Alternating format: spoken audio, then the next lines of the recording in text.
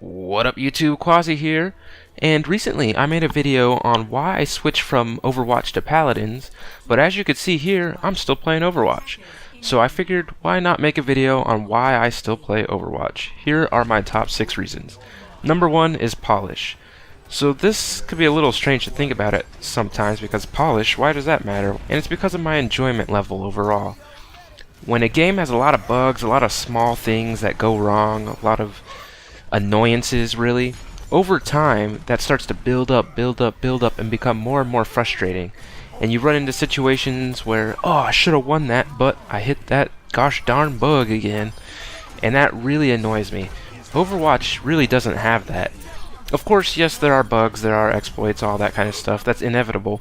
But Blizzard does a really good job of really nailing down their maps, really nailing down their characters, animations, menus, everything in the game is polished and tested.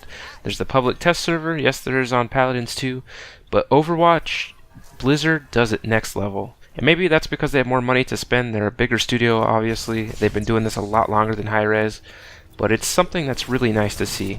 A lot of thought has been put into all the characters, the animations, even the small little things, the sprays, the emotes, backstory and all that stuff. It all comes together to give you a really nice experience. You're not fighting the game, you're just playing it, you're enjoying it, and that's how it should be.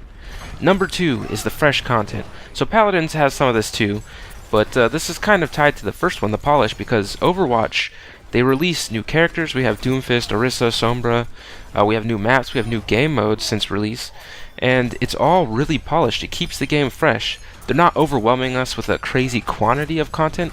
It's a few, relatively few, but really high quality pieces of content. Really well done characters, really well done maps, really well done game modes, all that stuff. It's not just, let's throw everything in there and hope it sticks. We need more content, more content, more content. No, it's very thoughtful, very well done. And that's another reason I always come back to Overwatch. Number 3 is the skill feedback. This one's a little hard to explain, but in Overwatch, all the abilities are very kinetic, very physical. You can sense your character moving. You get the sense of motion. You feel like your attacks and your actions are impactful. Paladins is not on that level yet. There's abilities, for example, like Buck's Dodge, where it almost gives you no feedback. It feels like you've just teleported or moved 10 feet, and you don't get that sense of motion, the sense of realism, the physics. Overwatch is really well done in this area. The physics are phenomenal. I mean, you could kick basketballs around. People do that all the time, trying to make the hoops. It's just next level. Maybe Paladins will get there someday, but I don't feel it right now. Number 4 is popularity, or the game's population. And this is kind of a weird one, because how does that matter? Why do you care that a lot of people play this game?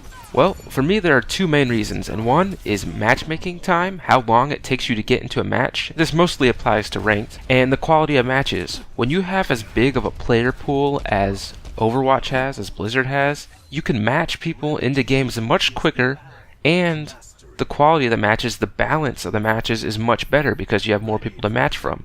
You don't have to play at certain times of day to get good teams. You don't get stacked against the same team over and over because there's literally no one else playing, even though you shouldn't really be playing against that other team. You get that every once in a while in Overwatch in specific situations, but it's not quite as extreme as in Paladins, I don't think. That one might not be quite fair to judge Paladins on though, because it's Blizzard versus Hi-Rez. Hi-Rez has not been around as long. They don't have the reputation, they don't have the experience. They're doing a good job. There's still a good population for Overwatch, or for Paladins, sorry. And maybe more will come with time. Hopefully more will come with time. But right now, Overwatch has that on lock. I think it's one of the best-selling shooters of all time. Number 5 is the lore and backstory. So this one's also a little weird because, hey, we're playing an FPS, right? Why do we care about backstory? Why do we care about lore and all the things that come with it? And it's because it adds a nice little touch and helps explain some mechanics. Things just make sense when it's put into a good and reasonable story. For example, Orisa versus Doomfist. Orisa was literally built to counter Doomfist, and turns out Orisa really does counter Doomfist in a lot of ways.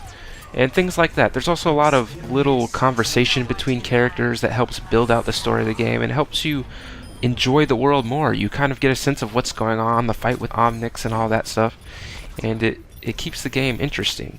Then, of course, there are those people that are absolutely fanatics about lore and backstory, and I think Overwatch takes the cake there. Paladins has a little bit, but it's definitely not quite as fleshed out or polished, like we were talking about earlier, as Overwatch.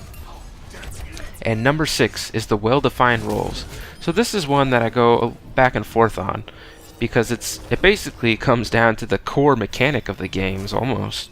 But in Paladins, you can pick a healer character and play them very DPS focused. In Overwatch, if someone plays a healer, they're pretty much almost guaranteed to be playing healer. I mean, there's a little bit of variation in there, maybe what was Zenyatta, but he's designed to be a damage healer. In Paladins, sometimes it gets frustrating, and maybe this has to do with matchmaking quality, but sometimes it gets frustrating when your teammates pick healers or pick tanks and they're playing something completely different. The flank Nando, for example, playing Fernando, who's basically like a Reinhardt, but they're playing him as a flank DPS. Sure, it's fun, sure it can work if you have a coordinated team. He can be pretty good, but if your team is relying on a tank on a frontline character and he's not there, what do? Maybe you buy a little bit more tanky cards, but you're still not going to be as tanky as a frontline character. And so that's something that probably comes down to personal preference, and honestly, a lot of the reasons here probably come down to personal preference. But that's another reason that sometimes I go back to Overwatch and I really enjoy it. I have well-defined roles, I know what I'm going to do. If I want to change, I just change the character, and I can rely on my teammates to actually, for the most part, be doing what their character's supposed to be doing.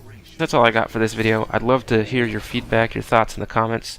Your comments have been really awesome on the last one. Glad to see it. Getting some pretty good discussion. Anyways, as always, if you have any questions, comments, or concerns, let me know. Peace.